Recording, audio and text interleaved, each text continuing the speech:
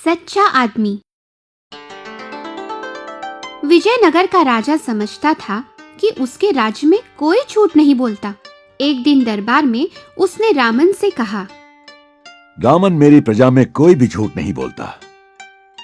मुझे ऐसा नहीं लगता महाराज। अपने स्वार्थ के लिए कभी न कभी हर कोई झूठ का सहारा लेता ही है। साधु संत ही ऐसे लोग हैं जो कभी झूठ नहीं बोलते। नहीं, मुझे नहीं लगता।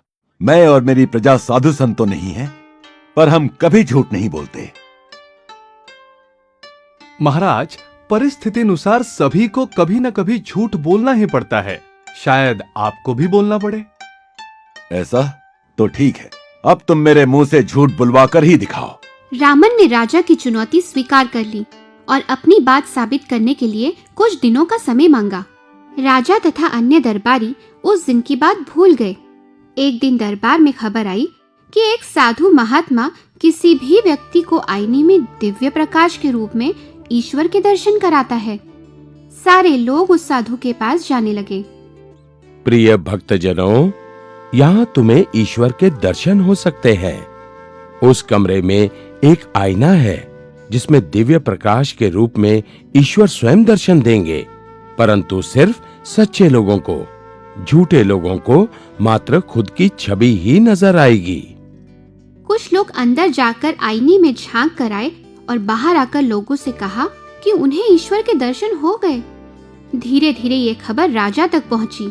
राजा अपनी रानी और मंत्रियों के साथ उस साधु के पास गया। पहला मंत्री अंदर आईना देखकर बाहर आया। आहा, मैंने दिव्य प्रकाश देखा महाराज। कितना सुंदर रूप था ईश्वर का। एक के बाद एक मंत्री अंदर गए और बाहर आकर उन्होंने राजा से डरकर झूठ बोला। उसके बाद रानी अंदर गई। उसे केवल अपनी ही छवि नजर आई, परंतु बाहर आकर उसने भी सबसे झूठ कहा। वाह, कितना अद्भुत प्रकाश! मैंने मेरे जीवन में ऐसा दिव्य प्रकाश पहले कभी नहीं देखा महाराज। ठीक है, मैं भी ईश्वर के दर्शन करके आता हूँ। अब राजा अंदर गया। उसे भी आईने में अपनी ही छवि नजर आई, पर बाहर आकर उसने भी सबसे झूठ कहा कि उसे भी ईश्वर के दर्शन हुए हैं।